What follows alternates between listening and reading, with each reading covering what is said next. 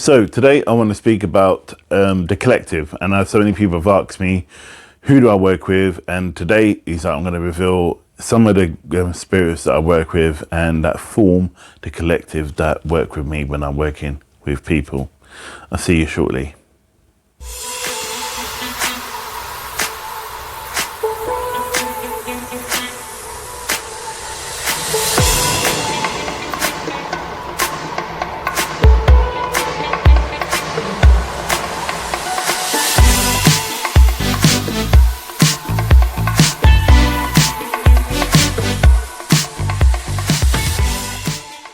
So welcome back. My name's Sage. I'm from Karnak Holistics, where we learn together and we grow together in the sight of God.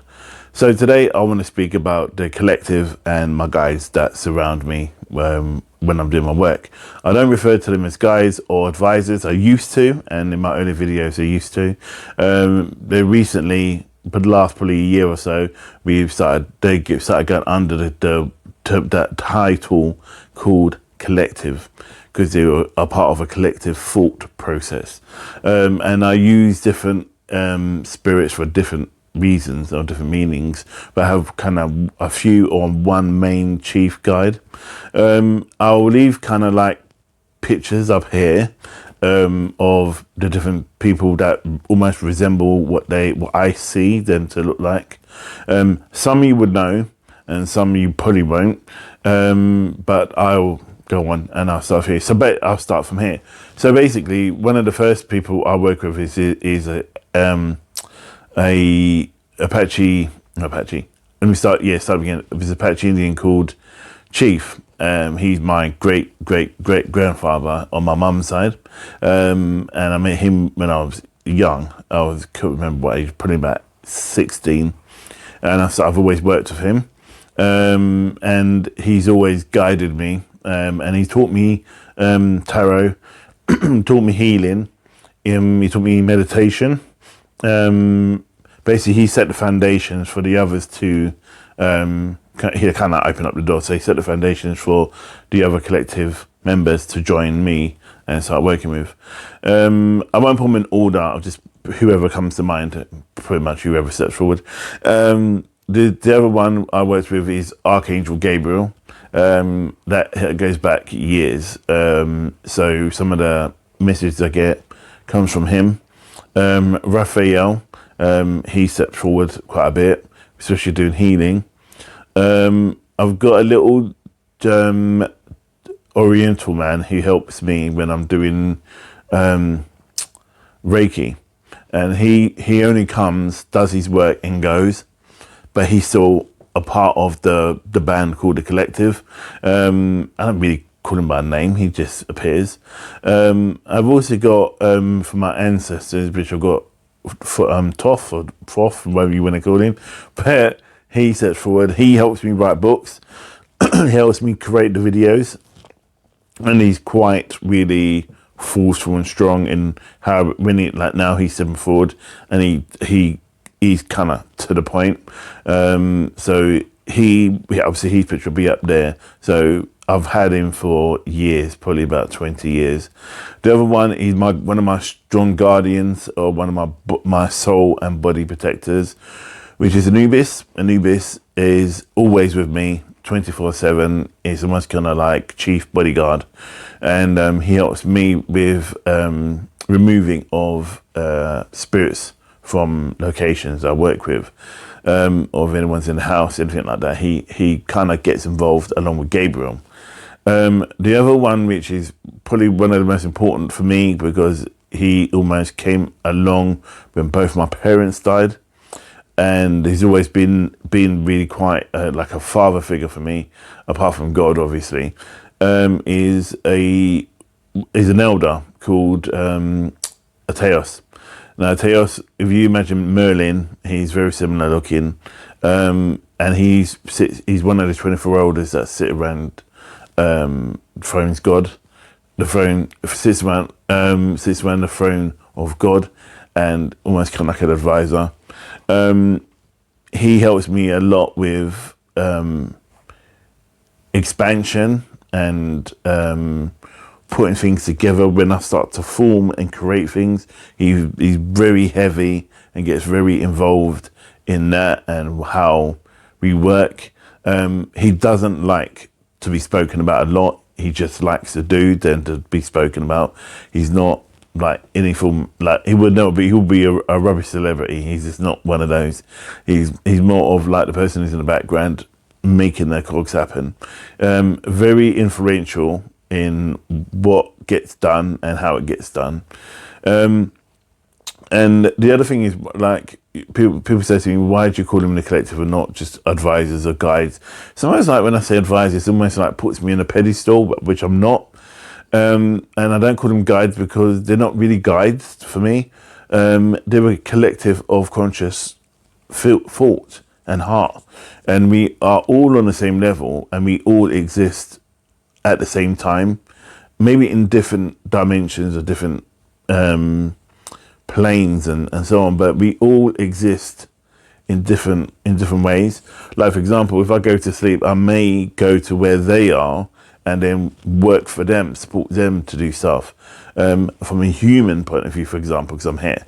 But when it's my time to go back there, obviously things will change. But I don't consider them intergalactic beings. I don't look at it that way. I don't look at them as spirit beings. They are spirit beings, but they're not. They're more to me conscious thought, conscious feeling, because they have a form and they have thought. So they appear and they also talk, and they kind of like show me more than having a debate. Almost to go, you need to do X, Y, and Z. So then I would do an action, and then it moves on from there. I think there's a lot of difference between hearing voices and hearing the collective talking. The other thing about the collective is that sometimes they go and work with other people. So they may go, oh, I'll go and help whoever. And especially if they're really stuck and they just don't seem to get around to do anything properly, and they seem to be struggling with it.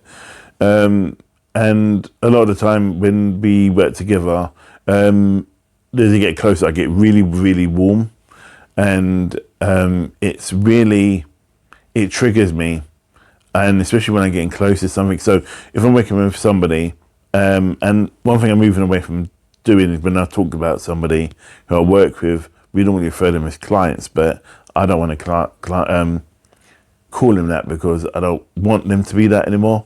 So the person or the entity or the being that I'm working with, who needs help, when I'm working with them, it could be a range of different things I could be working with them on. So they may come to me with an issue, and I may say, you may need a spell done, you may need some healing done, you may need some tarot cards written, you may need counselling, coaching. It depends. There's no right form about it. Some people just come to me and want advice and want me to tap into spirit, and sometimes that will formulate or come into a form of tarot or oracle cards, and then from that it could then grow like a tree into Reiki or healing or Kundalini healing. There is no right way about it, and for me, how I work, I don't try to pigeonhole myself into a certain way. But a lot of the things I do as well, especially now, is either distant healing or healing, and also kind of like advising. So I think when I see some readers and some tarot readers, and there's no wrong or right way about it, how people work, and if I see them on YouTube and they give predictions and so on and so forth, I could be doing that, but I don't feel that for me how I work, and how we work, I feel more so that we're here to kind of teach, and I suppose that's why I think the channel's growing slowly, organically, than opposed to doing predictions and going, you know, in 10 years or 5 years, this is going to happen. I used to do that, and I just don't work for me now. So a lot of the time, it's almost kind of like I work with somebody, they're going down a certain path, and then I'll go, you know what, this is what I'm seeing, this is what's going on. So I look at evidence, stuff that's going on now. So evidence from the past, stuff that's going on now, stuff going on to forward, and what they could do to move forward, and what kind of, if they're going down this path, what that looks like, you know. And it could, and then even with those, it could be manifested as a film scene that I'll say to them, you know, like blah blah blah, you know, and or it could be like a feeling. I just get this feeling that this is how it's going to be. But yeah, that's pretty much what we do. Short and sweet. I say I would never do predictions, but I do some now and then. So I pull a couple of cards and put them online. But it's not something I've done as a ritual basis type of thing. But yeah, but my hat's off to those that do, because obviously that's their calling. And I keep seeing myself like how it was or how it is when we go to different dimensions and we debate, because it's where we go or where I go. In spirit, and I may do meditation, and I go to these places, and it's about this long debate. If you used to ask me what it's about, I can tell you. One, because I can't, and two, because sometimes I get lost in it because it's so deep. But we start on one subject and end on another, then go back to the other subject, and that's why it's called a debate. But it's quite interesting what comes out of it, and then my dreams after it. So if I meditate during the day or before I go to sleep, my dreams after is really quite different. And that in itself is another probably whole new video, to be fair.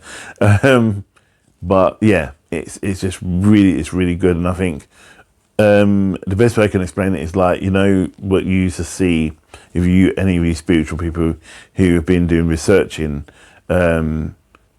schools of thought, you used to get people like Socrates and so on would go over to Egypt or go over to Greece, and they'll go into a temple and they'll just all debate in that temple. That's what it's like. And obviously when I go over, I'll take a different form.